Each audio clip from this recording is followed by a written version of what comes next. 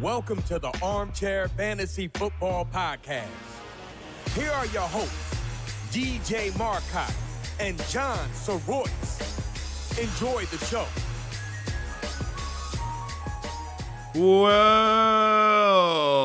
Welcome back to the Armchair Fantasy Football Podcast, the working class podcast. We are the Blue Collar Ballers, John Soroyce. What's up? And myself, DJ Marcotte.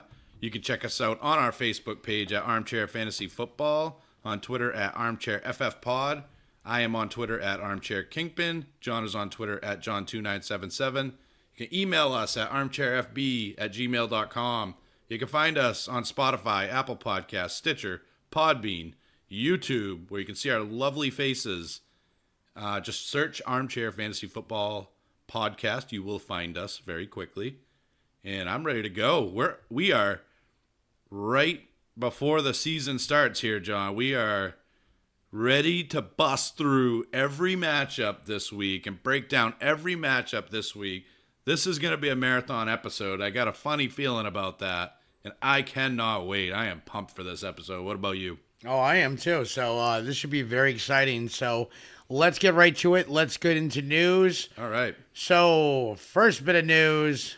I hope you went to Taco Bell and got your burrito. I did. Because Mr. Matt Breida is projected as the number one running back for the San Francisco 49ers. It is not an official depth chart, but he has clearly outplayed Devin Coleman this summer. I have to ask you, do you ever get tired of me being right? Yes. Okay. I know Jake does. It seems like every time a flurry of news comes out, like snowflakes and flurries of news that are in my favor that prove me right yet again, Jake doesn't show up for Yeah, work. but you remember, I was one of the guys on Breida with you, so I'm not.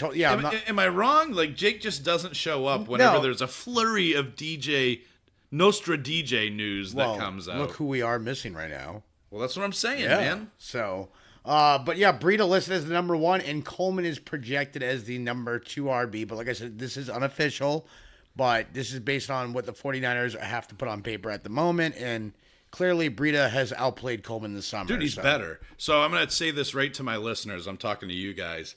I do this for you to make your fantasy team better, to give you a better chance of winning a championship. I don't have a personal agenda. I am going to tell you guys the players that will help you win a fantasy championship.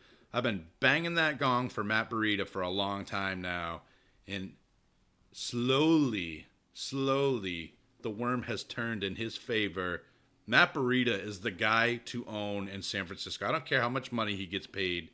Teams don't care about how much money guys get paid when it comes to winning games. Matt Breida puts them in the best position to do so. Tevin Coleman will be an excellent number 2. Would you agree with that? Yeah, no, he clearly, like I said, the only thing I was worried about, like I told you, is just his health. If he can stay healthy, clearly a top back. But guys, you can't draft. You can't make transactions based on if you're worried that somebody's going to get hurt. I call it the Keenan Allen effect. Because the second that you do that, a guy like Keenan Allen, who has hurt his whole career, Goes off. And that could be Hunter Henry this year. It could be Matt Breida this year. I love Breida. I am just choking on that burrito, man. That sounded really bad. So, in other news, Zeke talks continue, but this actually looks promising from what ESPN's Adam Schefter confirms. The Cowboys are very close. So close that I know that Zeke Elliott flew back from Mexico to Dallas, so I think they're working out a deal. The only speculation now is from people, is Zeke going to play week 1? How rusty is he? From what my understanding is, he's been training in Mexico the whole time with Marshall Faulk.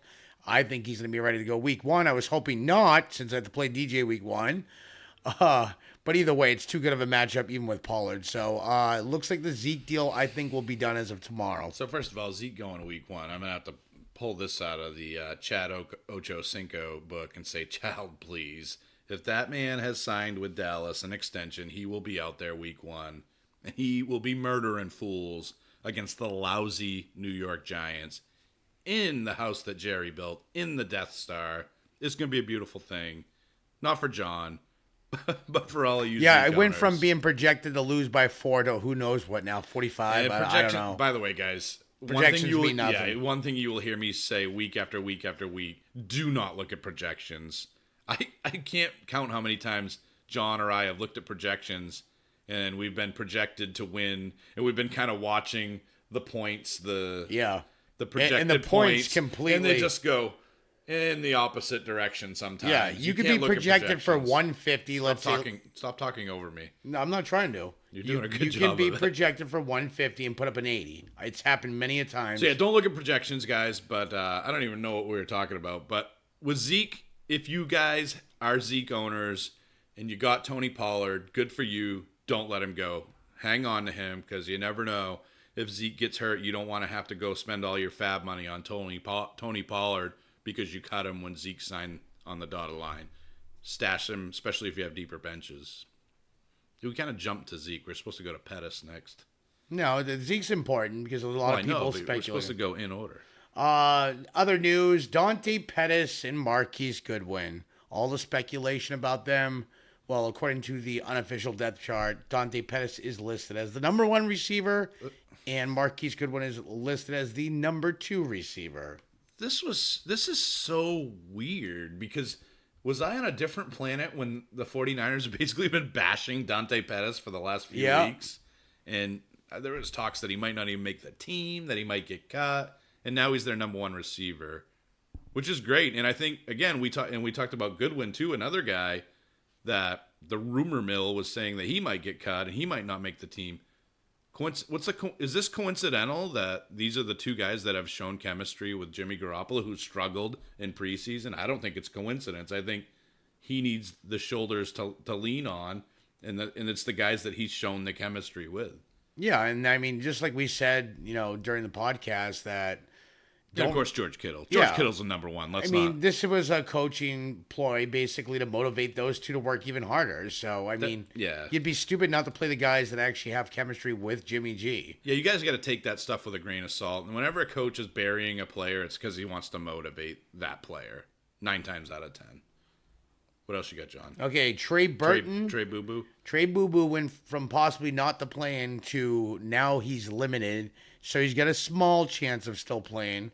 Until I hear probable, I don't got him rostered on any team, so I'm not too worried about it. I like Burton. I know you know, John, that I went all in on him last season. Yep. I thought he was going to be a breakout last year in his first season with Chicago. He looked great when he was in Philly, when he was filling in for Zach Ertz. Didn't really pan out last year. Seemed like he struggled with the offense a little bit and learning the offense. Had some injury concerns there. Once again, some injury concerns. So you gotta keep that in the back of your mind. But I think Trey Burton, I look at that guy as a breakout this year, but not if he's not healthy. So we'll see if he's out there week 1.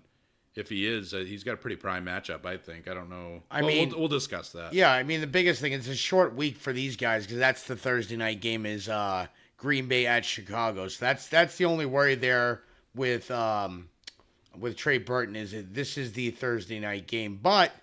Yeah. This is a good matchup. If you are desperate for without Trey Burton, Adam Shaheen would probably be a decent flyer if you don't have a backup. Maybe. And a lot of teams probably drafted Trey Burton and do not have a backup. Today's the day where you go grab somebody off the wire just as insurance, so you can actually start a tight end. What else we got? Okay. Gronk estimates if he were to come back from retirement that he would need about at least a month to get back into peak game shape. I guess, yeah.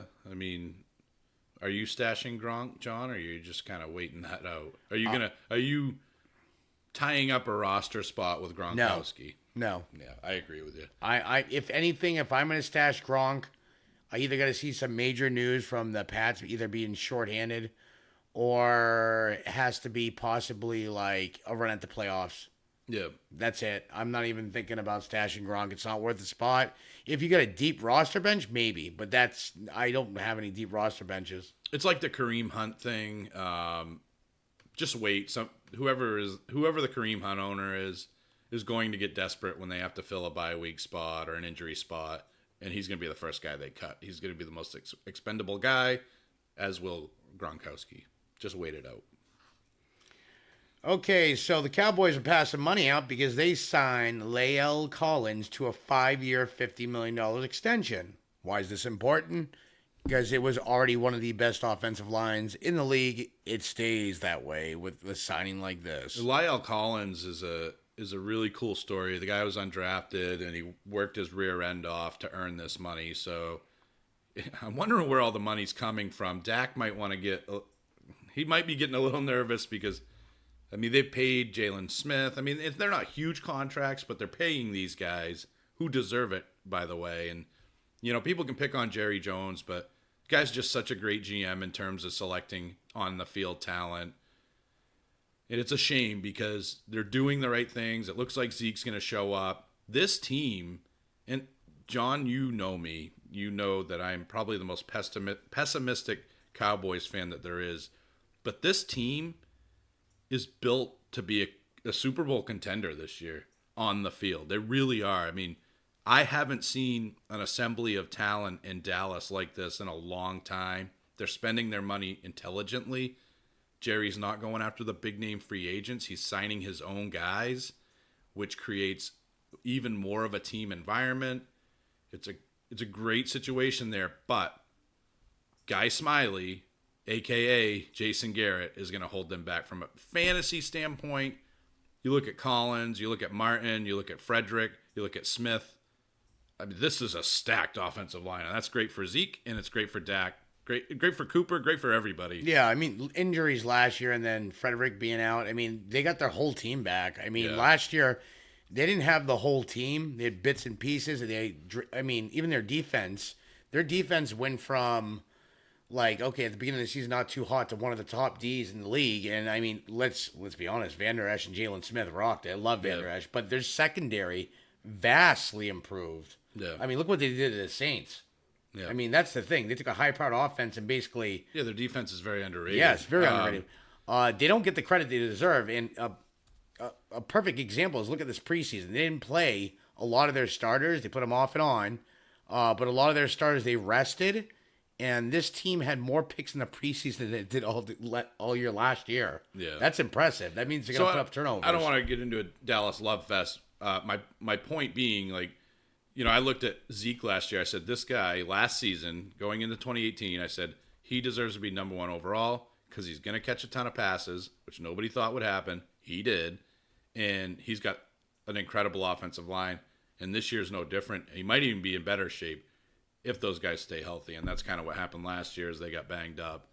But it's an exciting year for Dallas. And if Zeke signs, which I hope he does, and keep in mind, guys, we're recording this on Tuesday, so by the time we post this, news probably will break that he has signed. And I'm telling you, if his offensive line's good and he's on that team and he's out there playing, he's going to be the number one running back this year. You can book it. You can bank on it. Okay, other news. DK Metcalf is already practicing and looks like he is going to play, barring a setback, but he's pretty much on track and is expected to play week 1.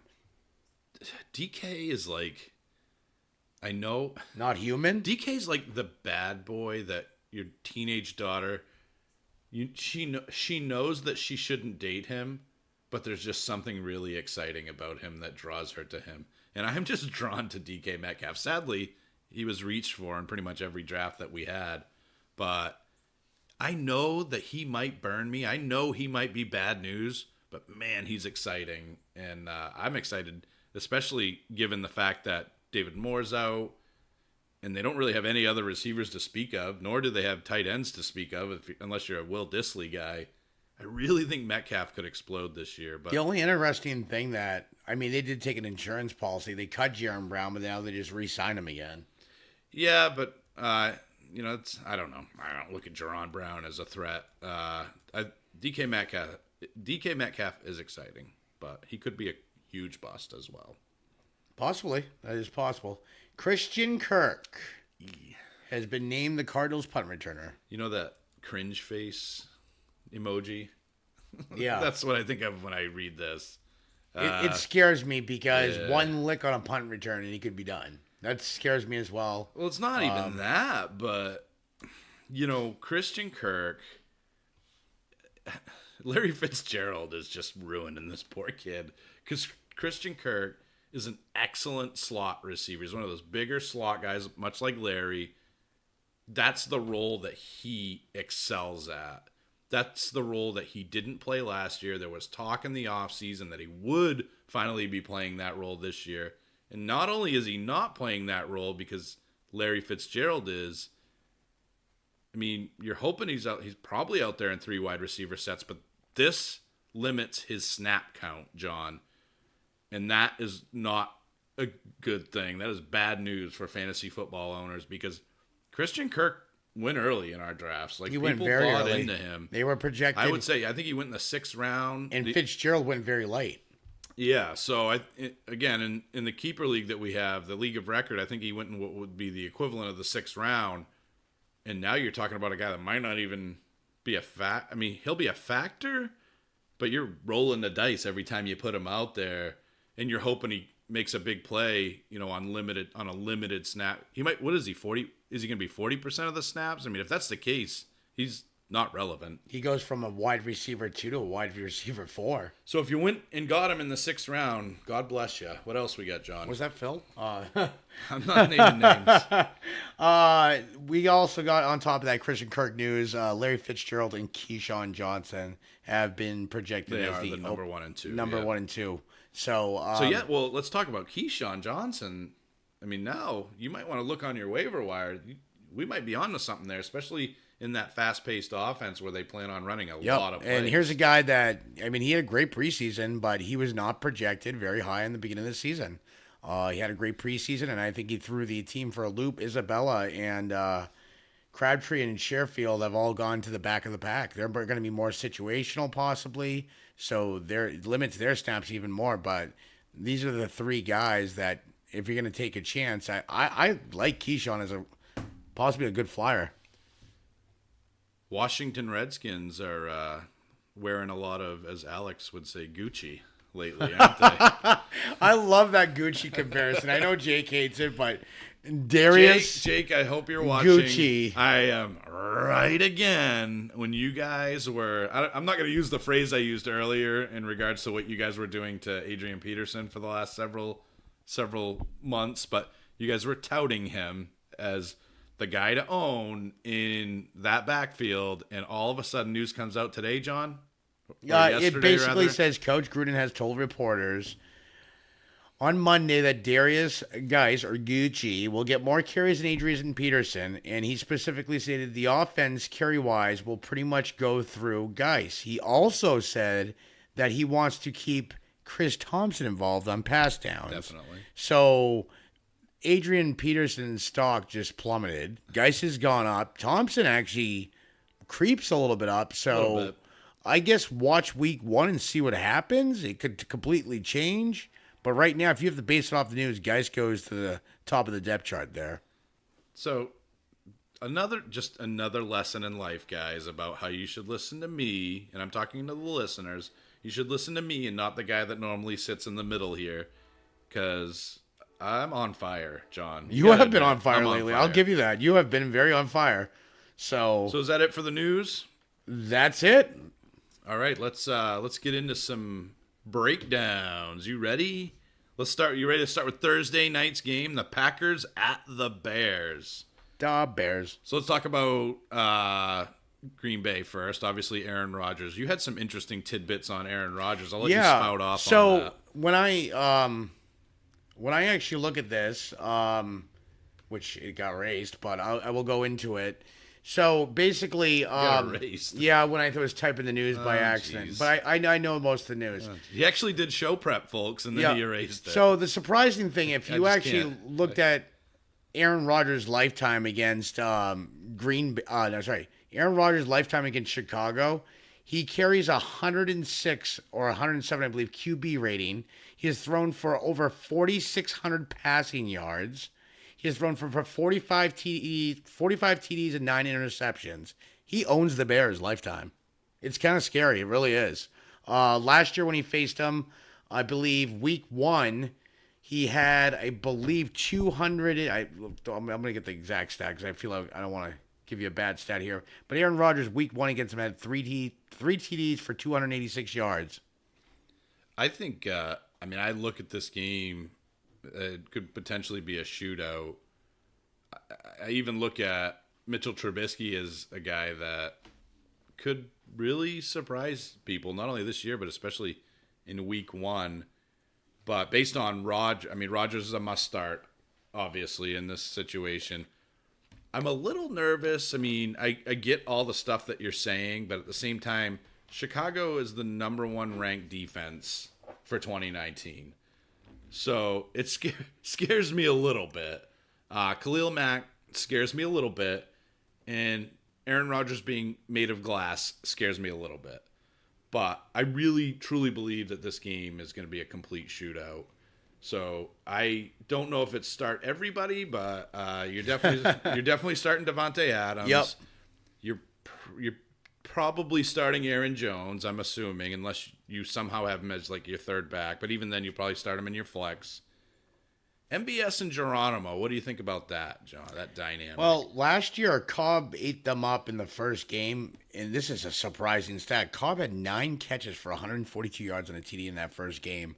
And Cobb's with Dallas now. So my guess is Allison's going to man that slot, and he didn't have a bad game against him either.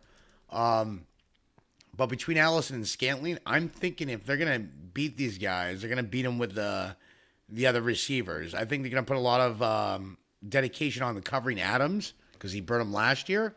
And it was more in the second game than it was more in the second game than in the first game. So I think they're going to I think if anybody's going to go off in this game, will be Allison for Green Bay. Man, it's hard. The only other thing is they didn't.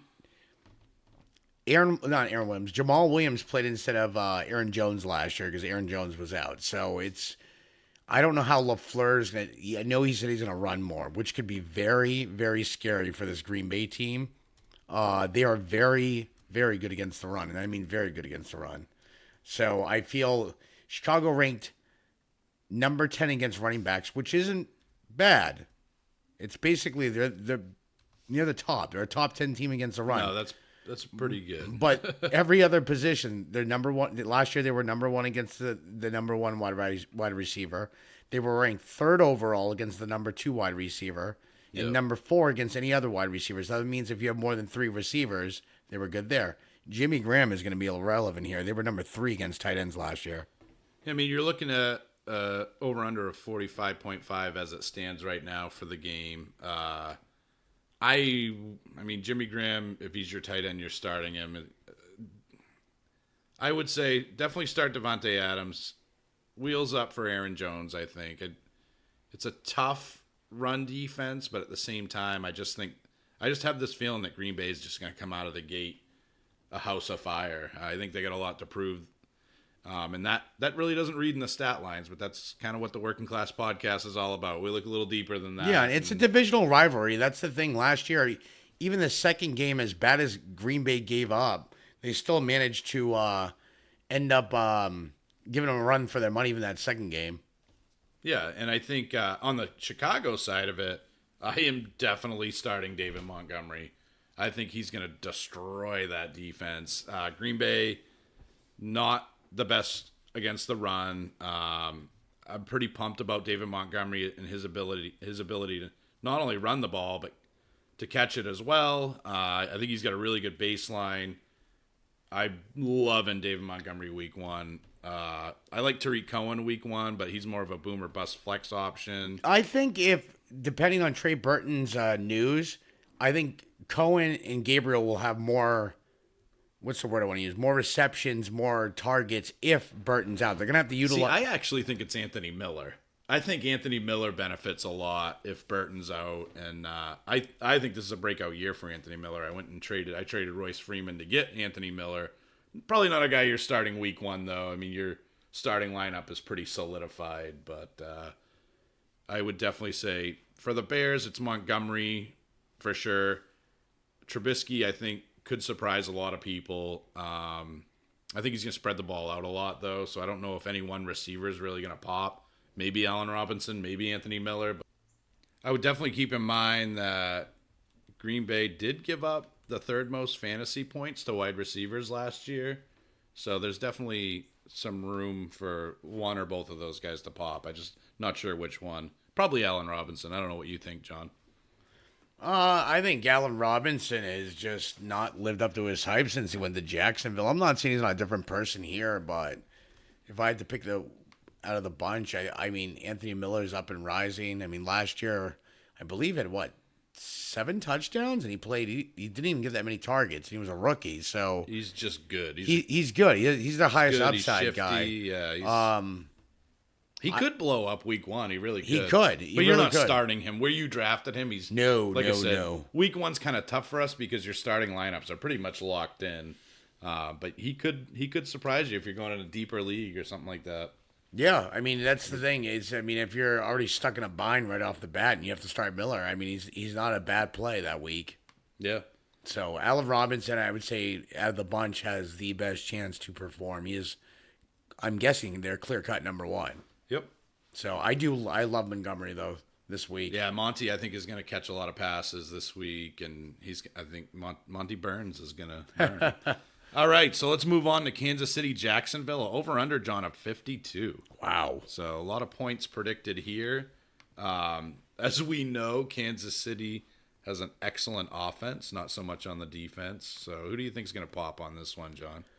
I think this game, to be honest with you, I know I would prefer that you be honest to our listeners. Yeah, I think this game's going to be closer than we think. I'm going to take the under on this game. I think the Jaguars are going to come out fired up. I think it's a new team, new year. And I really think, I know Mahomes is way talented.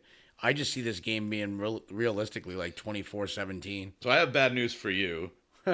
Not only are you potentially facing Mr. Ezekiel Elliott week 1, Fournette. but you're also facing Leonard Fournette, who goes against the third worst defense against running backs last year. 27.1 points per game against running backs last year. Not good. Not good on Kansas City part. Not a great run defense. And to be honest with you, their receiving defense isn't incredibly great either. The problem is I just don't see anybody on Jacksonville that I would confident. Maybe Dede Westbrook. Maybe. But other than that, there's nobody on that defense. Chark could be a DJ Chark potentially. I don't look at Marquise Lee as a big factor. So maybe Dede Westbrook, you could get a big pop out of him against. Kelsey would be the one I'd be worried about. What do you mean? No, I'm saying, What do you mean worried like about? he's the one that scares me. I think he could be the wild card for Kansas City that could go off on Jacksonville. Well, I think you're always scared of Travis Kelce. I mean, it is Travis Kelsey, so. But I mean, in Kansas City's receiving defense, I guess you would call it, their secondary is much better than their run defense. So I honestly, dude, if Leonard Fournette is gonna, I think, just go off in this game. Not what I wanted to hear. Well, I'm sorry. No, yeah, I know. It's based on. But honestly, I mean, you talk about Travis Kelce. I think, obviously, you start him all the time, no matter what. Jacksonville's defense is good against tight ends, but it's not offensively good. It's kind of somewhere in the middle. So you're definitely starting Travis Kelce. Not that you wouldn't anyway. I'm just kind of looking a little deeper at the the players that might surprise a little bit. Where do you have Jacksonville's defense, John, against running backs? Against running backs? Yeah. I believe running backs. Did I put you on the spot there? No, Jacksonville's D against running backs, they ranked 8th. Okay, so that's pretty darn good. Top 10. Believe it or not, just looked at another stat. As bad as Jacksonville was last year, and this is based on stats, they finished as the 4th best defense. Yeah, no, honestly, I hate to say this, and this is kind of a hot take, but I think you're better off starting Jacksonville players than you. That's an awful take, I guess. But Fournette, I think, is going to feast. I think Nick Foles could be a sneaky start. If you're streaming quarterbacks, Nick Foles might not be a bad guy to put out there. As far as Jacksonville's defense is concerned, it's really good, and I think this year they're rejuvenated. But you got guys like Tyreek Hill that one big play, he'll break one big play, and that's all you need. Sammy Watkins, I probably wouldn't start. I start the usual suspects in this one. I think you can start Fournette with confidence. You can start Kelsey, Hill, Mahomes with confidence. Maybe not Damian Williams. Not so sure on that one.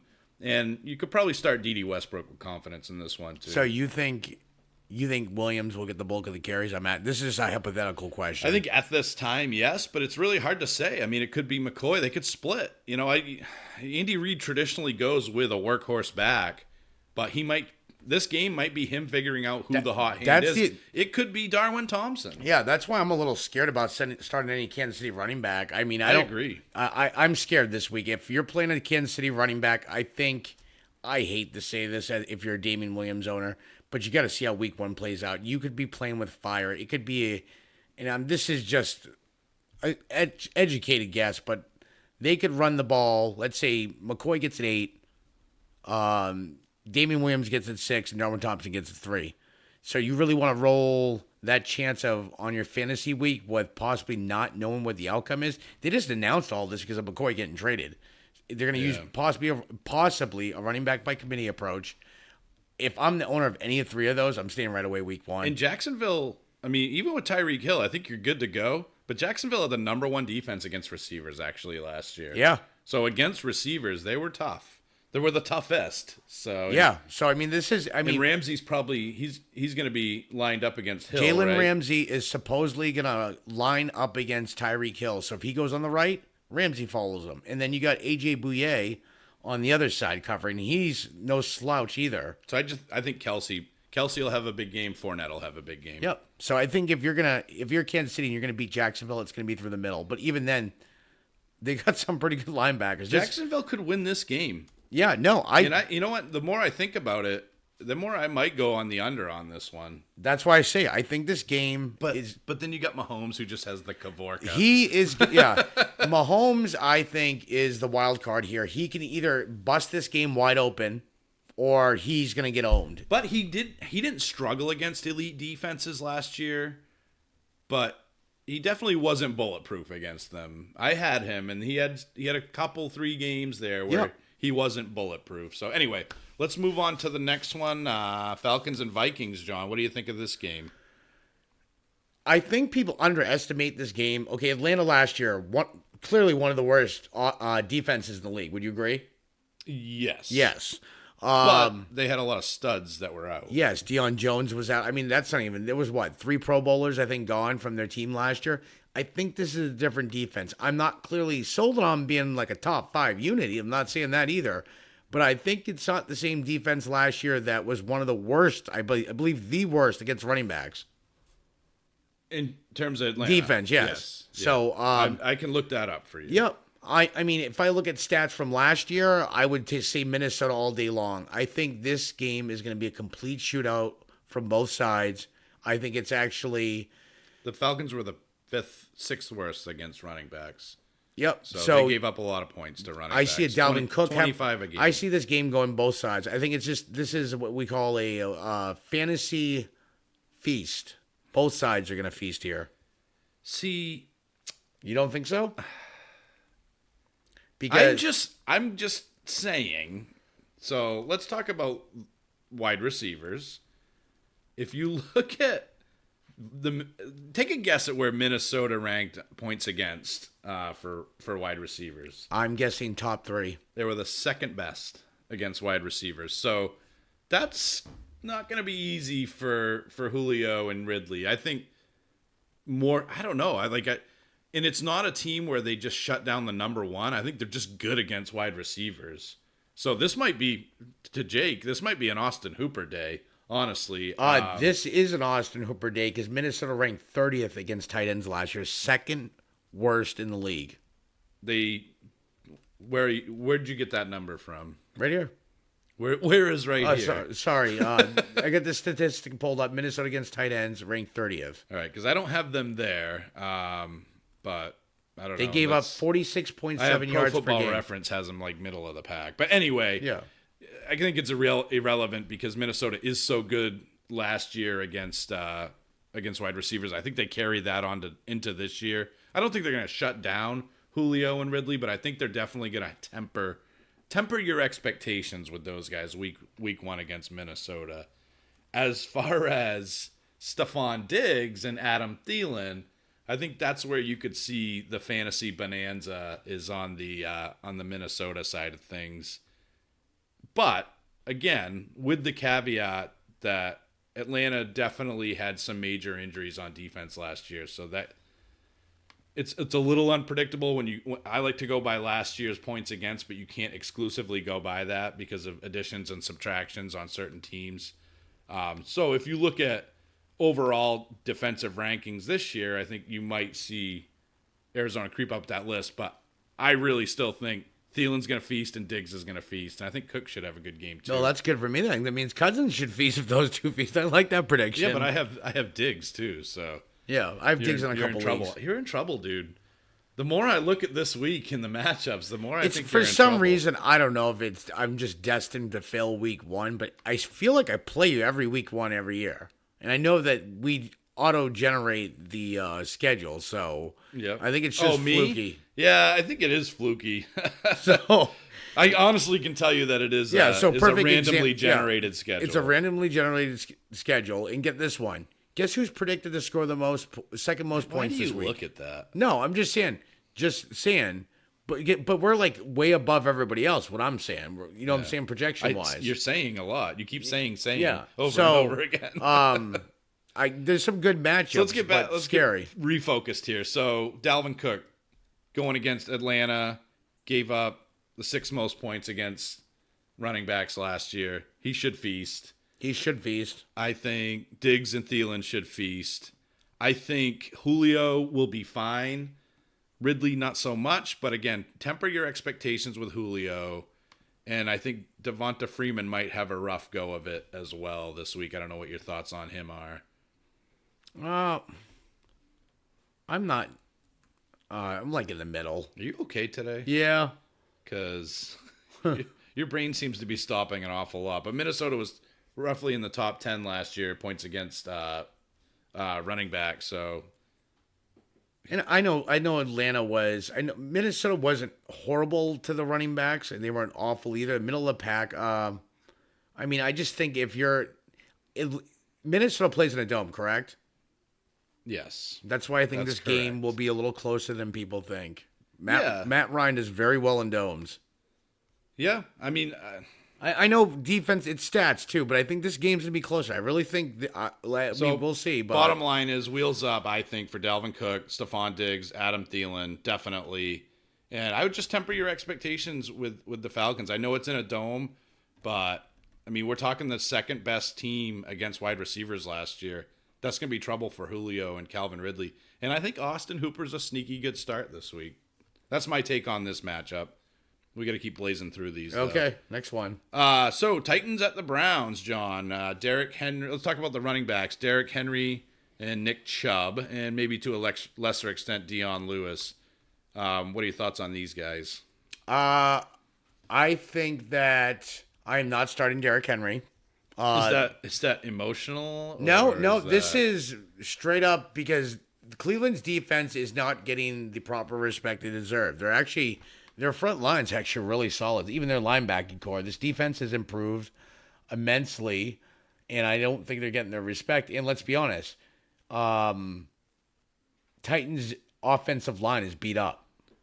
Well, Beat up. And they also got, Taylor Loon? No, or is Conklin's suspended. Cleveland was in the bottom 10 in rush defense in terms of points against. So that speaks to potentially a good game for Derrick Henry and to a lesser extent Dion Lewis. My problem is Marcus Mariota is garbage. And they'll stack the box. Yeah, and I think Cleveland, although like Tennessee has a better defense than people think, but I think Cleveland will be in the lead. That would be my prediction. And with that, given that circumstance, they're going to be playing from behind and they're going to abandon the run pretty quickly, I think. So I would not be going with Derrick Henry in this one at all. As far as Nick Chubb is concerned, yes, start him. I think he's going to have a huge game. I don't know if he's going to catch a ton of passes in this one, But my concern is Tennessee was really good against the run last year. They were actually the 4th best defense against the run. I just think that Cleveland's going to get a lead, and they're going to lean into Nick Chubb just to kind of keep that going and maintain that lead. They're going to run the ball, try to run the clock out. I think it should be a really good day for Nick Chubb.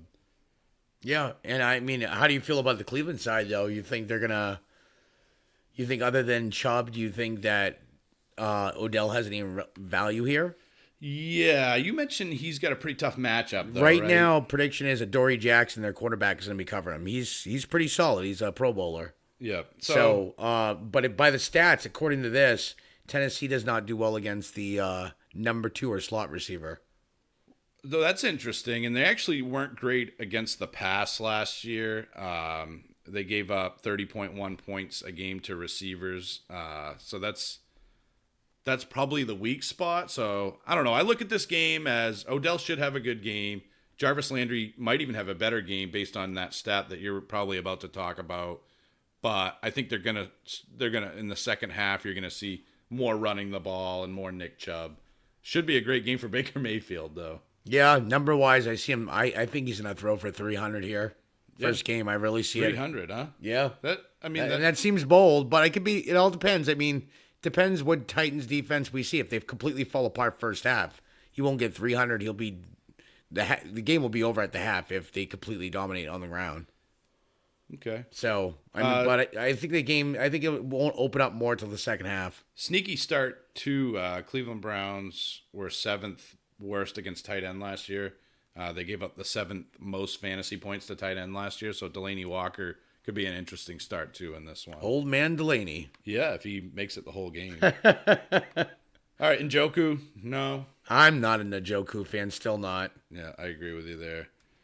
So let's talk about the Bills and the Jets. I am a huge Josh Allen guy. I don't know if I'm starting him in this one necessarily. I don't know if this is going to be a high-scoring affair, but it is a divisional game. And the Jets aren't that great against quarterbacks. They actually were the 6th worst against quarterbacks, gave up the 6th most points against quarterbacks last season.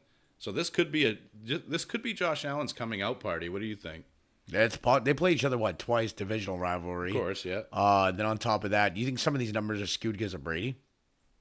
A little bit. Because they played Patriots twice too. I'm not saying he lit them up, but I'm just saying 2 games. Yeah, no, I don't think so. I think the Jets are still quite a young team. I don't think their stats. They didn't play horrible last year. I wouldn't say they're bottom, but they're not top. They're still in the middle working on it. Okay. So I still think Allen can feast here. I really do. So would you start Josh Allen or Mitchell Trubisky? I'd start both. I can't start both of them, John. Well, I can't tell you to start. You're playing me week 1, so you're not going to get the answer. Darn it.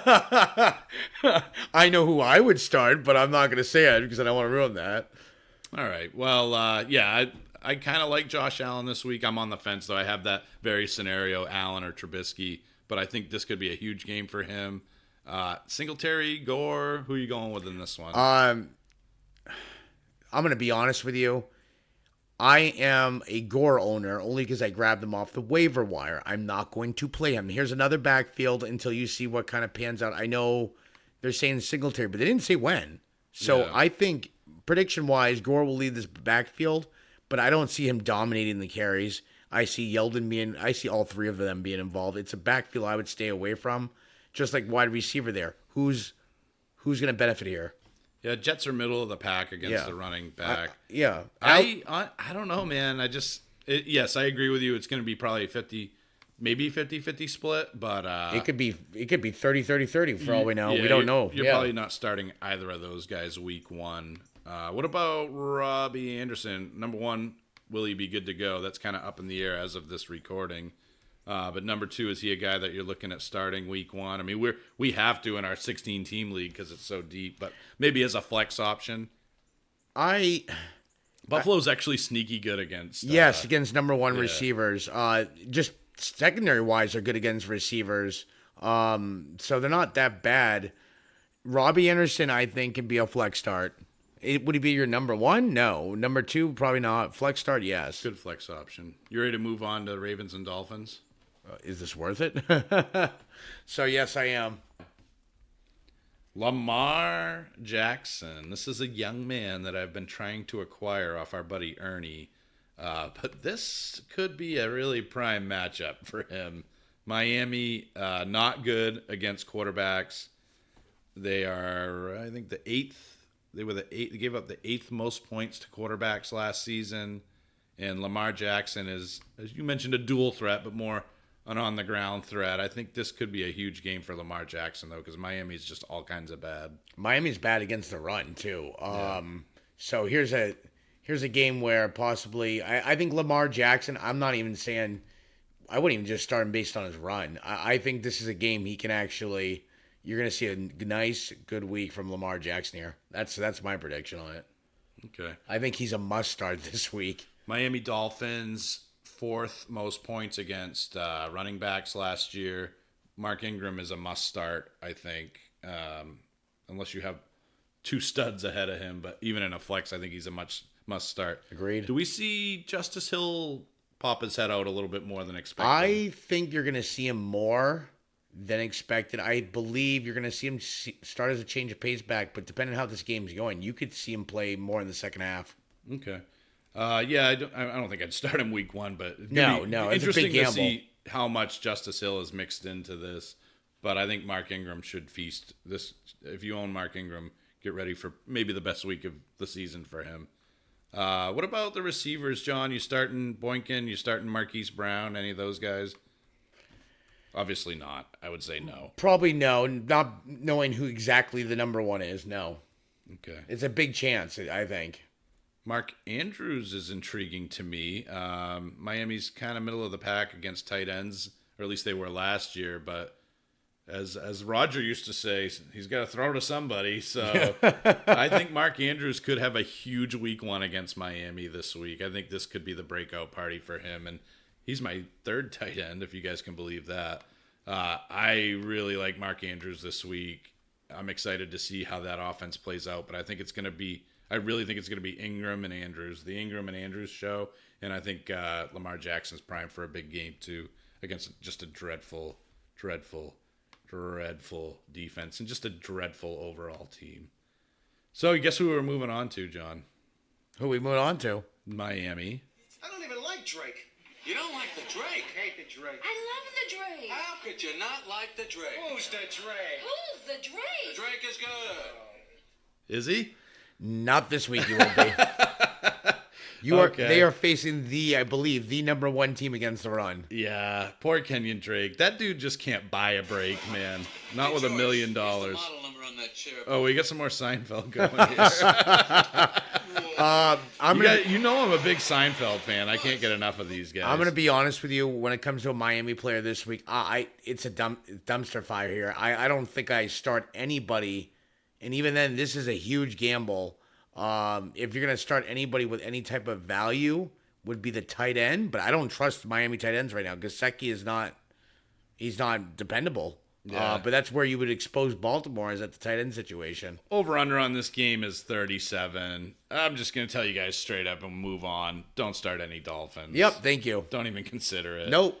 Fitzmagic is going to be Fitzbad. Pretty much Ingram, Jackson, and Mark Andrews, I think, are the relevant guys in this game. Agreed. And with Laramie Tunsil gone, Yeah, who knows what we're going to get. Yeah, poor Fitzmagic. It's not going to be much. He's going to need magic to bring him back to life after this one. He might get sacked 7 times this game.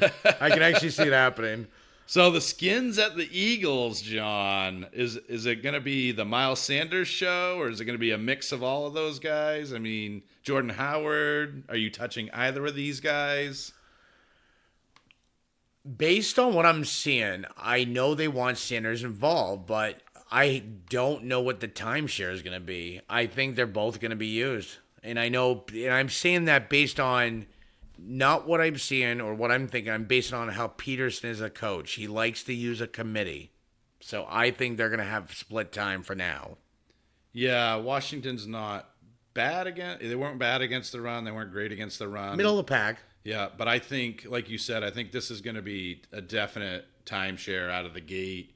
And it comes down, I think, for those guys to who who gets the touchdowns or catches the passes. I think you're definitely going to see Sanders catch more passes than Howard since he has hands of stone. But the touchdowns could go to Howard, so both of their upside is capped by each other, I think, in this one.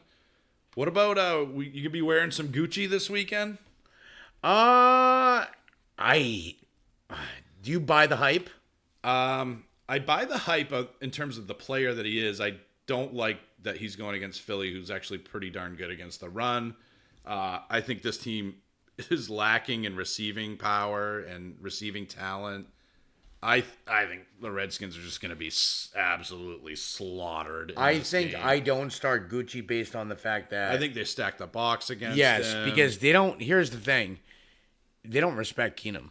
Who does? I mean, why would you start Case Keenum? We're not even going to talk about Keenum because he's so irrelevant. So I like Geis, just not this week. No, I like Geis overall too. I just don't trust this week. It is the Eagles. Yes, they weren't screaming top 3D, but they are a decent D. But they also with Keenum. Did we see anything on him last year? Nothing. No, that's what I thought. He flashed a little bit in Minnesota, but was that? I mean, you and I could go out there with Stephon Diggs and Adam Thielen. And so here's the thing: he doesn't have that talent there, and I think the defense will see that, or the coach, and he will stack that box as though Gucci's just gonna have to wear it a different week. It won't be this week. But I mean, I'm not down on him. Yeah, I'm just down on this team this week. Obviously, you're starting Zach Ertz. Oh yeah, there's no question about that. Carson Wentz, I think you're more than safe to start Carson Wentz this week. What about the receivers? Alshon Jeffrey. I know you're a big JJ Arcega-Whiteside. That is how you pronounce it, by the way. No, it's Arcega. Oh, Arcega. Which is how I would expect you to pronounce it incorrectly, but it's actually correctly. JJ Arcega-Whiteside. Yeah, so yes. Basically, yes. So are you starting any of these guys against Washington? I mean, they're not great against receivers, or at least they weren't last year. Gave up, I think, the 10th most points to receivers last season, and I don't think they've gotten any better. I think if I have to stick to starting anyone, it would be Jeffrey or Aguilar, based on just how Wentz is with their, the chemistry he has with them. I don't know his chemistry yet with Whiteside. Yeah. Yes, Whiteside did well with Sudfeld back there. The preseason. But preseason's totally different than the regular season. I think you can start. Miles Sanders is a good flex option. Carson Wentz is going to have a good week. I think Alshon's a good receiving option. The other guys are a little bit iffy, other than obviously Ertz. Ertz should have a huge game, I think. I think you're going to see him. But that's Ertz. That's how he does, man. He just has, Ertz is awesome. He's just a target monster, and that's not going to change. So Rams at Panther. By the way, what is the over-under for that game? I'm curious. I don't know. I'll look that up. But Rams and Panthers, I think this could potentially be a huge, huge barn burner this week. Who you liking in this one, John? Ooh, this one's gonna be tough.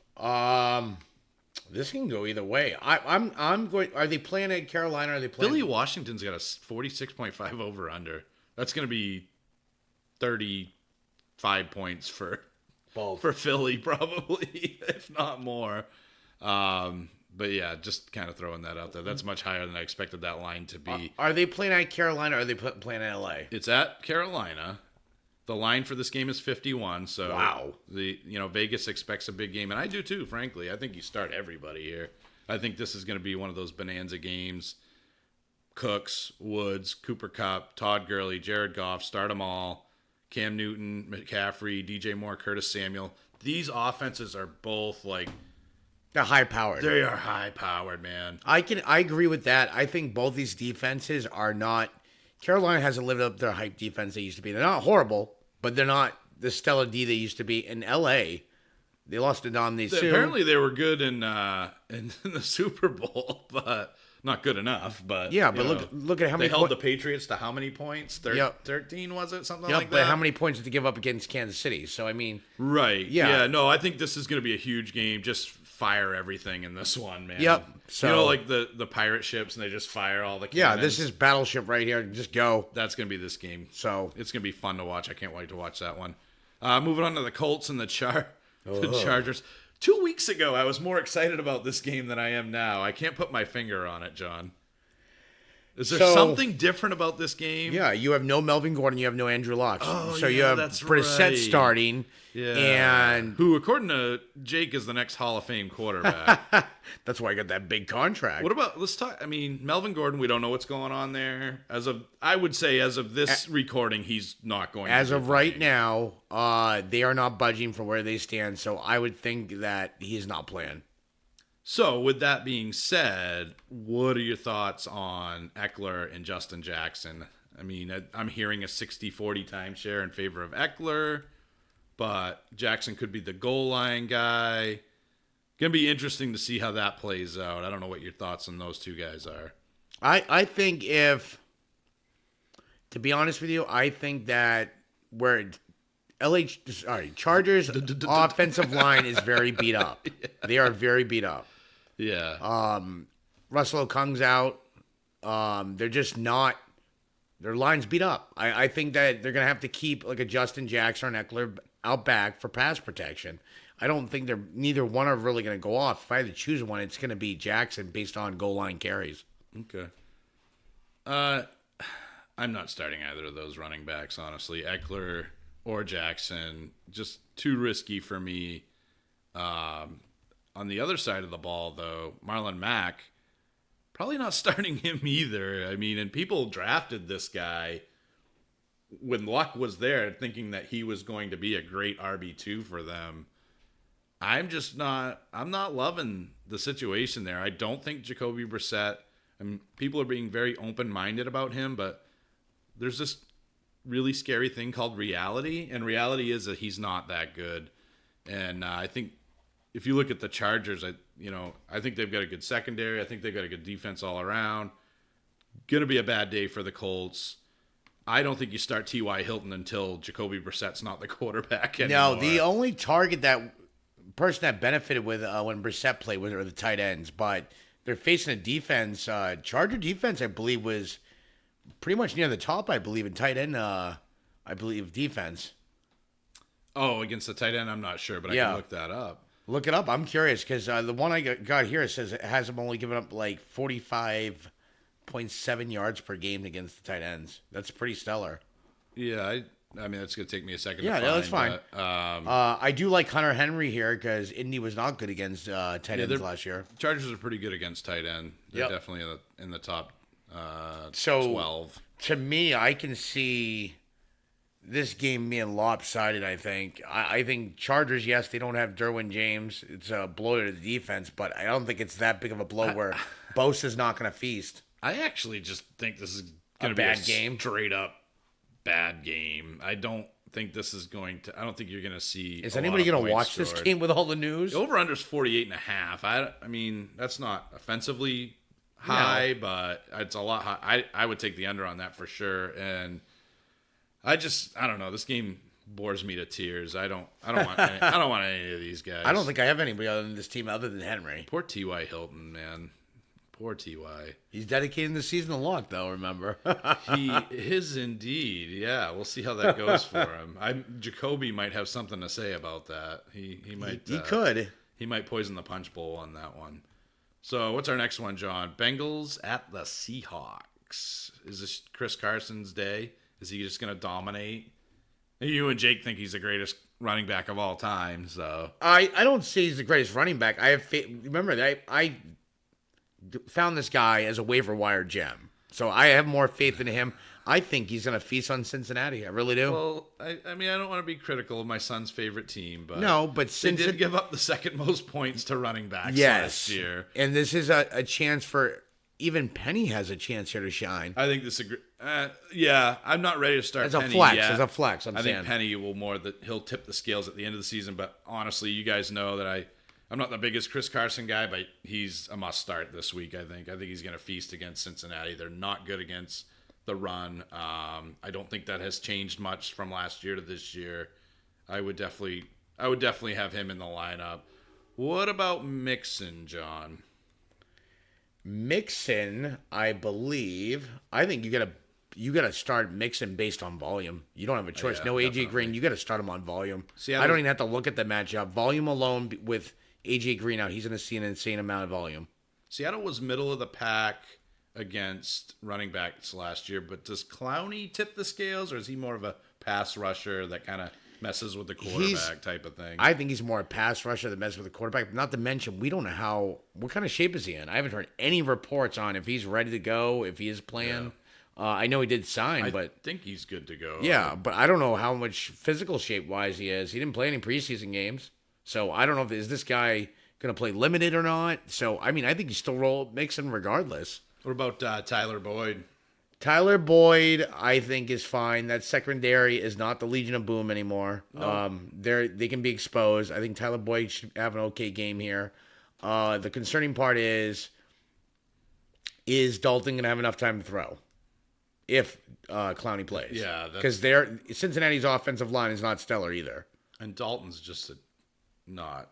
I don't know, man. Like, he loves throwing picks. He loves throwing to the other team. He's kind of got that Romo Stafford kind of deal where he implodes. Right, but he also can just have a huge 300-yard game. I don't know if that's going to happen against Seattle. I think Seattle's going to try to control the clock in this one, which leads me to their receivers. I think Tyler Lockett is somebody you can look at in this game. I think DK Metcalf. I really wouldn't look at anybody other than that. Cincinnati's not bad against receivers. So it's William Jackson. He's an amazing corner. So is he going to be a problem for Lockett, or he is more the DK? He is going to be more of a problem for DK. I think depending if they're going to play how they said they were, which is Lockett out of the slot, Metcalf would be the one hurting here. Okay, I would in this game. I don't know if you agree with me or not. I would start Carson for sure. I would start Lockett, Mixon, Boyd. Maybe DK, but I don't think you're that desperate in week one where you need to start him. So those are pretty much the guys I'd look at in this one. Could be a decent scoring game. All right, how about them Cowboys? How about that Zeke Elliott? Let me tell you something, man. I'm gonna say this, and I think I said it to you in the car too. Yeah. Regardless if Zeke plays, this game is gonna be beyond lopsided. And I just, from a fantasy standpoint, play every Cowboy. That's all I'm going to say. Play every Cowboy you can. Giants gave up about 24 points per game to running backs. And those are just normal run-of-the-mill running backs. That's the average. We're talking about Ezekiel Elliott, the Brock Lesnar of the NFL. F5, baby. He is going to destroy this defense. Now, if you look at Dallas, their defense is not that great against the run either traditionally, but then when you look at last year, they're actually top 10 run defense. Like, this defense has progressed a lot over the years. So you're starting Saquon Barkley. How comfortable are you in this game where they're probably going to stack the box? I would assume they will. Is Barkley good enough to break through that?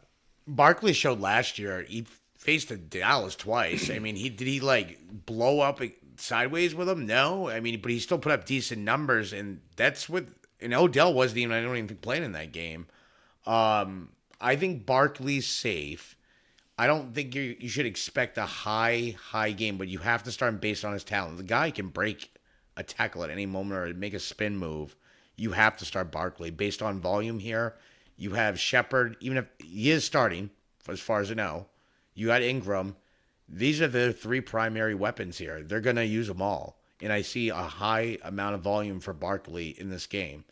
But like I said, you're also going against a crazy defense that does not get enough credit. I'm not even a Cowboys fan. I'm just telling you the truth. Yeah, so as far as the Giants, obviously you're starting Saquon Barkley.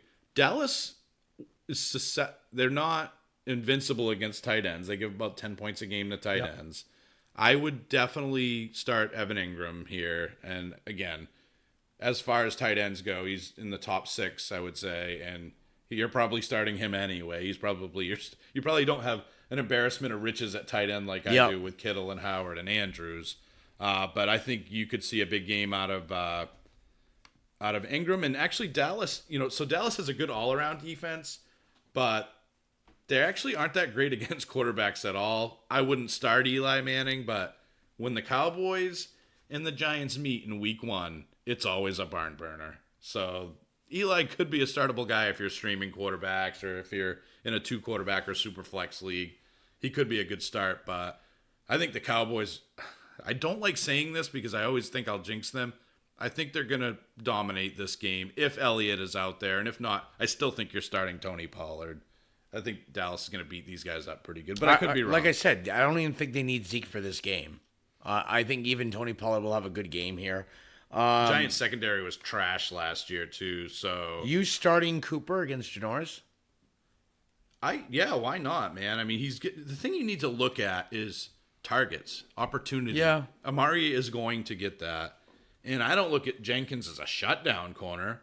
And the Giants were not good. They gave up 27 points a game to receivers last year. He can't cover the whole field. True. I just think Right. I think the silent sleeper pick would be here, but I doubt nobody starts him. I'm still big on Michael Gallup. I think people are underestimating this kid, and I think this is going to be the week he comes out and shows it. And he could, because the Giants Yeah. gave up the 8th most points to receivers last year. So Gallup could come out this week. He's not in your starting roster. Well, yeah, he's on my week starting one. roster, but I'm just giving that like one sleeper pick. That's my Yeah, sleeper okay. pick of the week. I think it's Gallup. Or in Daly, maybe. Yeah, and Maybe. Daly would be a Yeah. great play because he's so cheap. Right. Cool. All right. Niners at Bucks. The lowly Tampa Bay Buccaneer defense. You say this What last. about Dak? Dak's a good start too, right? I would say against the Yeah, Niners. Dak's definitely a very good start. Fire him up. Yeah, fire him up, definitely. So anyway, Niners Bucks. Jimmy G. Fire him up. Against Tampa Bay, Yeah, their defense is really bad. I'm going to say no. Based on, What? I know Tampa Bay's bad, but Jimmy G's also rusty. Until I see more, I wouldn't start him. I'm that skeptical on. But I caution you, and I cautioned you before, to just be careful with preseason because it can be deceiving. Yeah, no, I'm not even going by preseason. We haven't seen anything out of Jimmy G's other than last year. And I'm not saying preseason is deceiving, but Third worst team against quarterbacks last year, Tampa Bay. Gave up third most points against quarterbacks last year. I think you can fire up Garoppolo. I think you can fire up everybody in this game. I think it's going to be the highest scoring game of the week. really? I really do. Yep. I think San Fran's defense is underestimated, personally. I don't know. I think Winston is going to just keep chucking that ball. And San Fran's defense, no matter how good or bad they are, they still have to deal with Chris Godwin, Mike Evans, and O.J. No, Howard. that's true, That's too. a bad day for anybody. Maybe, Watch John, the maybe, are you ready for this? Maybe the Boogeyman. The Boogeyman can make a surprising fantasy value. I'm just saying. I'm not saying. Are I'm you just are saying. you warming up to the Boogeyman? I'm starting to warm up. We did put a claim in our tag Yep. team league. Yeah, I like this. So if you guys haven't heard, the Boogeyman, as basically, he is the best pass protecting back they distracting? have. It's a little distracting. He's the best pass protecting back they have, the best pass catching back. So if this game ends up becoming a Ready, shootout, ready. Here he is. man, I hope he lights it up. Because that would be the first waiver wire pickup I was right on right off the bat. I mean, the sun shines on a dog's rear end sometimes. John. This might be the week. Hey, But yeah, I like the Boogeyman this week because, again, we talk about he's got to be better than Peyton Barber. He's got to be better than Ronald Jones. And San Fran is not good against running backs either. Yeah, I mean, I think the Boogeyman could be a sneaky pick this Yeah, week. it'd be I think, nice. I'll tell you what. Go after the Boogeyman in Daly for sure. Oh yeah, he'll be dirt cheap there. Dirt By the way, cheap. we're talking about Dare. Help us out. Agumbawale. Thank you, Andrew. But we call him the Boogeyman. Yeah. And I think he's. I'm liking it. I'm feeling the Boogeyman vibe. I have a feeling if this goes right, this guy could clearly be the starter by like week 3. If Barber and Ronald Jones implode like I think they're going And to they're now. trash, so they probably will. Those guys are really bad running backs, both of them. So yeah, I'm loving the Boogeyman this week. And I think, let me look up right quick here. San Francisco is actually last year. Oh, that's wide receivers, so we'll get on that. They give up the 4th most points to wide receivers last year. But as far as they weren't very good against the running game either. Gave up 23 points a game to running backs. So fire up. I'm telling you, dude, this is going to be a huge game in terms of points. The over-under, It's got to be high. hold please, 49. See, I'm putting that over-under. I'm throwing a 55 over-under in there, dude. Wow. Yeah, I'm telling you, fire everything on this one, too. Dante Pettis, I think, is going to surprise a lot of people. Matt Burita is going to have a great game, I think. I'm even considering starting him against you in the flex. But we'll get on. The next game, we might talk about the other guy that I'm probably going to start in the flex. But my team's so good. I have so many guys I can start. Kittle's going to feast here. Kittle should Feast. He faces one of the worst tight end defenses.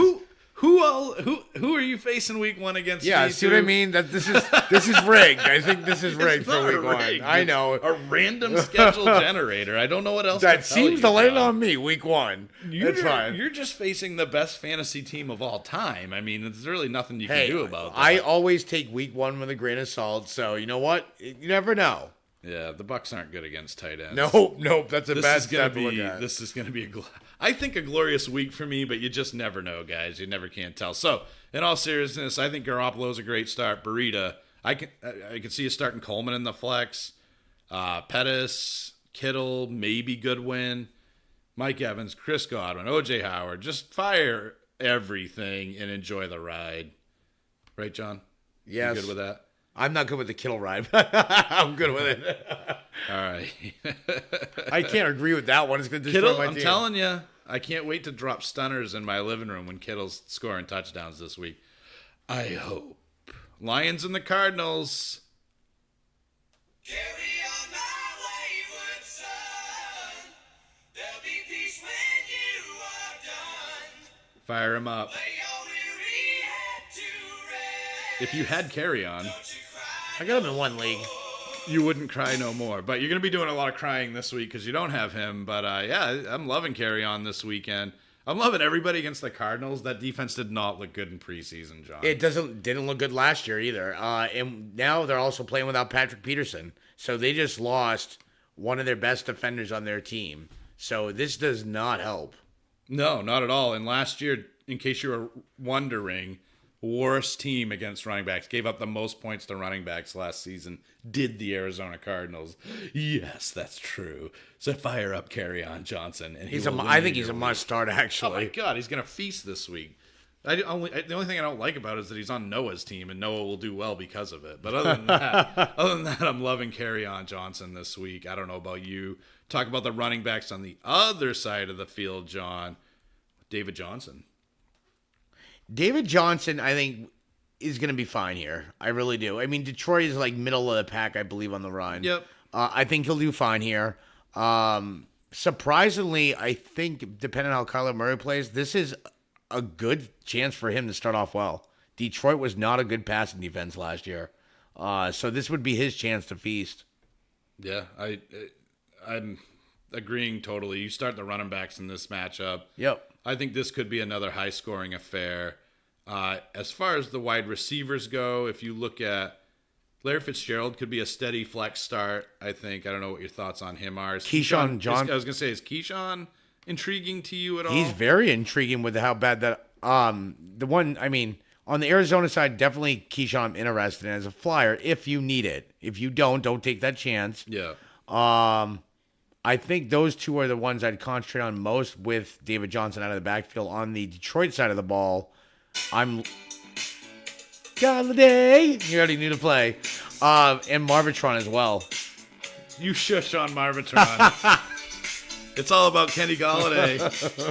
It's the Kenny Galladay show this weekend, John. You know why? It's Patrick Peterson is not in the house. That's a huge difference right there. Sing it for me. You ready? Here we go. Galladay. Nice. You got some pipes, John. No, this Stafford, I don't even say this often. I know I had him as a starter, but Stafford's actually a good start here this week.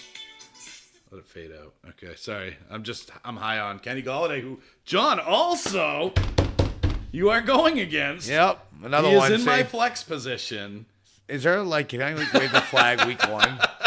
You can forfit. I'm okay with No, that. I'm not gonna forfeit. I don't ever do forfeit. you mean, I don't go down man? without a fight. So I just man. pray for that, magic week. Maybe we'll have put Fitzmagic in to get some magic. But no, basically That's it for music today, folks. any wide receiver in Detroit is good. But especially Galladay. Yep, I think this is going to be a solid outing for Stafford and the Detroit receivers. What about TJ Hawkinson? Talk to me about him. We were kind of talking about him earlier. Hawkinson is very intriguing. Read some reports the other day, not stuff you're seeing in preseason, but he's got a very good chemistry going with Stafford. And I'm thinking if you're very weak at tight end, he's not a bad flyer in this type of game. Could have good value, but he actually has had decent chemistry in practices with him. Wrong. No? Arizona was the second best against tight ends last year. So I don't think there's going to be a lot that they do right. But I think that's going to be one of the things. I surprisingly think, you remember, Hawkinson is not built like a tight end. He is, but he isn't. He's much faster. Can they cover that type of tight end? Oh, no, he's an excellent talent. I like him a lot. But, yeah, I mean, maybe. I just think Fitzgerald, I think David Johnson, maybe to a lesser extent Keyshawn Johnson, they're gonna play really well. But I don't think it's gonna be a tight end show because when you look at Detroit, you've got so many good options there too with carry on. You've got Galladay and you've got Marvin Jones, or as we like to call him, Marvitron. I don't think the tight ends are gonna be a factor in this one. Ricky Seals-Jones definitely isn't because he got cut. Yep. All right. Steelers and the Patriots. Who are you firing up in this one? I think you fire both sides. Yeah, I think this could be a barn burner. Patriots are not knowing coming out on the field like week one and shutting out a team. Their defense. They normally sputter week one. There's a 52 over-under on this one. They usually get better as the season goes on with defense. They never usually start off well. And let's be honest, this Pittsburgh defense is not horrible, but not great either. They can be exposed. I think this game's going to be higher scoring than people think. Yeah. I think it's going to be close, though, too. I honestly think this is going to be a lot closer. I say over 50. Yeah, no, I don't know what the over-under is on this. I definitely over agree 50. with you on that one. I think Juju's going to have a great game. I know there's the narrative that, the Patriots shut down the number one option or whatever the case may be, but then you go to teams that have two number one options, and I think James Conner's going to have a great season, and they can't stop both of them. I think they might try to key in more on Conner, but I think Juju's just going to get peppered with targets, and I think he's going to have a big game. I know the projections indicate that as well. You can't really go by those. You can't live and die by those, but I think Juju should have a good game. James Conner, maybe, I don't know. My expectations are tempered a little bit on him because I think you might see New England stack the box on him. I don't know if you agree with that or not, but I think that might be the one guy that they try to take out of the equation. I think they're going to try to take Juju out of the equation. They're not going to be able to. I think that's what they're going to try. I don't think they will. I know they've got who's that corner, the number one corner? Stephon Gilmore. But Gilmore has shown signs of being a shutdown corner, and then showed signs of being non-existent. So I guess it all depends on which version of him shows up. But I think this is going to be a high-scoring affair, and I think guys on both sides are going to. I look at Juju and Julian Edelman as just guys that in the slot that are just going to be peppered with targets, trying to get those guys out in space, trying to get those guys some yak opportunities, which they're both excellent at. I think James White has a great game. I don't know about Josh Gordon. What do you think about Josh Gordon? I'm not sold. I think Sony Michel has a great game. Michel could open up the game. Definitely. This is going to be a fun game to watch. Steelers and Patriots is always good. Ben versus Brady is always good, so it should be pretty fun. I think this is one of those games where you can just fire up everybody. I mean, it does make me nervous with Juju going against Gilmore, but I think he can handle him. He's younger, faster, smarter, better looking, more exciting, more fun. Only thing I can think is they're going to force Juju on 2-on-1 coverage, like over-the-top coverage, and then force Ben to play either to Moncrief. I think if anybody benefits on Pittsburgh, if they do maybe double, Washington. Washington's the one to watch if they double team Juju. That's what scares me. Yeah, I don't know. I think Juju's going to be fine in this one. I just think he's a transcendent talent. Oh, he's going to get. Here's the thing. I'm not seeing a stat line of 8 catches, 190 yards, but I can see him getting like 7 catches for like this is a safe floor at 80 yards. He'll get 15 points. I think is the safe floor. And these defenses are both solid defenses. Yeah. I mean, they're both bend don't break type of defenses. And this is a rivalry. Yeah. These guys have been I playing. guess. Yeah. Yeah, I guess it is. I mean, Patriots own the rivalry overall, but it's different every year. I mean, I don't know. I don't see it as a huge rivalry. I think, both organizations are successful. Yeah. I think, I think both defenses are bend don't break, so I think you're going to see a lot of yardage here. I think it could be really high scoring, and Ben and Brady are probably going to do their best to outdo each other. So start everybody. What about Vance McDonald in this one, real quick though? That could be the guy. That could be the guy that tears up New England because they always have that one guy because they're focusing on the other guys that have a big game. It could be Vance McDonald. I don't know if I think it's going to be McDonald. I mean, I let me see how New England. How did New England do last year against tight ends? That's going to be my convincer. And I believe Convincer, is that a word? the convincer. No, they were actually good against tight ends last year. Convincer is a word. I'm telling you, New England's defense is a lot better than people give them credit for. But they do have that bend don't break style. I think again, guys, I don't want to belabor the point. This is going to be a game where I think it will be high scoring, and I think you can start all your usual suspects in this one. Texans at the Saints. Another one that I think is going to be really, really high scoring, John. The line for this game, bear with me. I'm not prepared for this. Probably 56. I had it queued up, but now I don't have it queued up anymore. Oh, it's a Monday night game. I don't know. Talk about things, John, because I can't find it. Okay, so Texans at Saints. I think this is going to be a high scoring affair. Both defenses are not like through the roof, especially with the Texans now losing Clowney. I'm not saying they're still not a good D, but 53.5 over under. Both teams give up quite a bit. New Orleans actually gives up quite a bit to running back. So Duke Johnson, a dual threat here. I think he's gonna have a good game. I really do. Oh yeah, I love Duke Deshaun Johnson. Watson. I mean, DeAndre Hopkins must start. There's no ifs, ands, or buts about it. I don't care if he's facing Lattimore or not. He's a must start. Saints actually last year were really good against the run. They were the third best team against the run. Gave up the third least points against the run last year. They had a really good run defense. But I still like Duke Johnson because I do again, too he's because got of that receptions. Yeah, exactly. Alvin Kamara is a must start. Michael Thomas. I mean, these are must starts that I can see based on their name and their talent. So I don't want to cut you off, but because of the receiving ability of Duke Johnson, the Saints gave up the most points to wide receivers last season. And I know that Duke Johnson is not a wide receiver, but he's going to catch a lot of passes, I think. I think he's a weapon that they went out and they got because they wanted him for a specific reason, and I think he could really feast in this game. DeAndre Hopkins could score 50 points in this game. he could have 200 yards in this game with two TDs. I mean, he could go off. Will Fuller is another guy that I don't know if he's tipping toward playing or not. I know he's expected to play. So Will Fuller could be a guy that just goes off. Deshaun Watson's gonna have a huge game, I think, here, because you look at the Saints defense. A couple of years ago, they were good. Other than that, they can't stop a nosebleed, especially through the air. For the Saints, Texans defense is pretty good. Yeah, it's not bad. It's not off. You know what I'm saying? It's not number 1 and number 2, but they're good. They are near the top. They're like in the top 10, I believe. They're in the top 10 against wide receivers. But Michael Thomas is a guy that, just like Juju, I look at those guys as really, really similar because they're just going to get targeted over and over and over again. And if you get, if these guys get 10 to 12 targets, they're going to do something. Yeah, and they design some of those plays for him to get targets as well. Like, you know what I'm saying? Like, stretch the field, not stretch the field, slots, screens. I mean, they got it all planned. So, I mean, how you feel about Jared Cook? I'm not feeling anything here. The more I think about it, the more I like Jared Cook, just because I like the upside of Traquan Smith. I just don't believe in him. I just don't.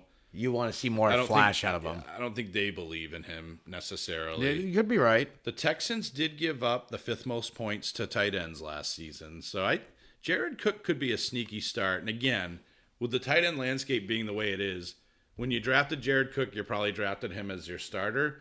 He's going to be boom or bust. I think this could be one of those boom weeks. It could, yeah. because the matchup is good for him, and Breeze is going to go to the open man like he usually does. He'll hyper target Michael Thomas, and when he's not, he's going to go to whoever's open. And I think that could be Jared Cook, and Cook's a big fella, so he could create some mismatches there. So I would fire up Jared Cook for sure. Kamara, I would definitely fire up because he's Alvin Kamara. I don't know where the Texans land against tight ends, John. I don't know if you have that information. Tight ends, I have Houston against tight ends. They're ranked 23rd. Yeah, so they were... They're at bottom. Near the bottom. They give up almost 72 yards a game. Yeah, okay. Well, in terms of points, though, I don't know where... I think your website might stink, John, because I'm looking at Pro Football Reference, and they're actually right at the top in terms of points allowed in a good way. They allowed the fifth fewest points to running backs. But you said tight ends. You said. I'm sorry. Did I say tight ends? My bad. So I meant running backs. Against running backs, they are top 3. Yeah, so they're pretty good against the run, but this is Alvin Kamara. I think that might hurt Latavius Murray more than it does Kamara. Kamara's he's like Michael Thomas. He's just going to be Kamara is going to be on it regardless. Okay, he gets whatever.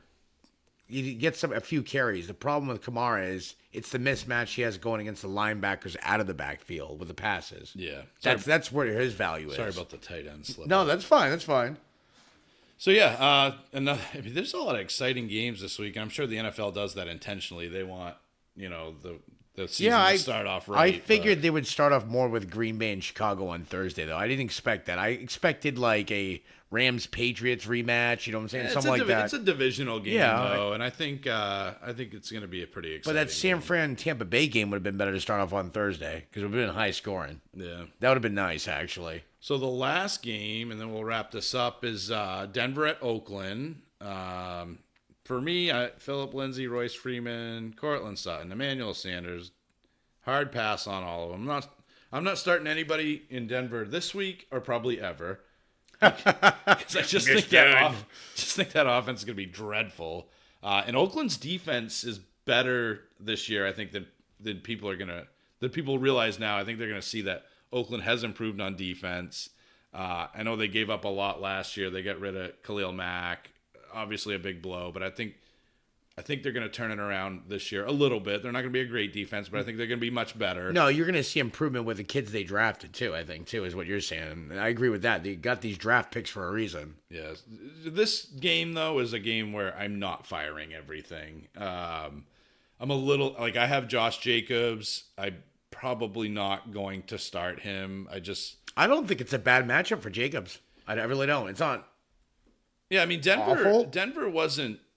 I mean, they're middle of the pack now, I'd say. They used to be like a top. They're actually toward the worst side. I mean, they're not. They were pretty close to the middle. Yes. Yeah. They gave up about 21 points a game last year to running back, so it's not impossible for Jacobs to have a good game. I just think this is just going to be a low scoring affair. It's just that's how You think it's a divisional rivalry? It's either a low. This is my prediction for this one. It's either a low scoring affair, or the Raiders are going to destroy them. Yeah, it's going to be lopsided, you think? It's possible. Because I think, we keep forgetting, Hunter Renfrow, really talented out of the slot. I wouldn't necessarily start him in fantasy, not now at least, but Josh Jacobs, super talented running back. Tyrell Williams, as good of a number 2 as you're probably going to find. He's an excellent number 2. Oh, and the best wide receiver in the game over the last 5 years, Antonio Brown. And Derek Carr, who was an MVP candidate at one point. So if you think about it, Oakland has really put together an offense that, I'll catch a lot of flack for this, but might rival Cleveland in terms of talent. Now, I'm not saying they're as talented. No, I agree. Get what you're saying. There's a lot. Tyrell Williams is not Jarvis Landry. Yep. But is Antonio Brown better than Odell? I think you could argue that. And I think the running backs are both talented. Jacobs is more versatile than Chubb. So this is an offense that could really explode this year. It's possible. They just got to put it together, like you said. The talent's there. It's a matter of them meshing. And, I mean, you throw a few wild cards in there, too, like Darren Waller. I mean, nobody's really high on him, but they're high on him. I believe runs like a 4.6 40 at tight end. Yeah. Something Waller crazy. is another guy that's a lot of people are looking at as a sleeper. If this team, with the talent they have and who they've drafted, if they put it together, this could be like you said, a sleeper offense that no one's talking about. Yeah. And they put it together. I mean, who knows? Derek Carr's numbers could be all back to top 10 or top 5 for all we know. He could be an MVP candidate again. Yeah, definitely. So, again, Denver, Philip Lindsay, maybe. And that's about it. But I think Oakland, again, it's going to be either a low-scoring affair or Oakland's going to blow up. So I think you can safely start these guys, but understand that their ceiling's high, but their floor is fairly Low. high. High. High? I don't know. Is it high or low? It should be low, right? Yeah, I guess. Don't Floor is don't low. expect too much. Don't Floor expect is it through the low. roof. Yeah, I get confused there. So, yeah, we're a little confused today. We're a little out of sorts today. We're recording on a Tuesday, which we don't typically do. Our jobs this week, mine specifically, is pretty hectic. A lot going on. Jake is changing diapers. So, hopefully we'll get more in the rhythm on these breakdowns or prediction episodes. It's definitely a lot of information to pour through, but hopefully you made it through with us today, and next week we'll try to be a little bit cleaner. As you guys know, we are the Working Class Podcast, and the blue collar ballers are learning as they go. So every time we try something new, we learn a few things from it. So hopefully next week we're nice and crisp and clean. So that pretty much does it for me, John. I don't know if you have any thoughts moving forward this week on your boogeyman. I hope some of these predictions I come up with are Thega Whiteside. Hopefully, Arthega Whiteside comes true. I hope I'm right about the boogeyman. So I love the boogeyman. So I'll tell you guys, I guarantee he'll be starting soon. So my prediction will be bold. So DJ's been right. Maybe it's my turn. So we'll wait and see. I just dabbed. We'll also give you an update on who wins between the matchup between me and him. But I think it's pretty much clear as day as the predictions and stats. Dominate you. One can go to church this week and pray. That'll be me. So I'll Thank you for see you guys listening to soon. the Take it Armchair easy. Fantasy See you next Football time, guys. Podcast. Thanks for supporting the show.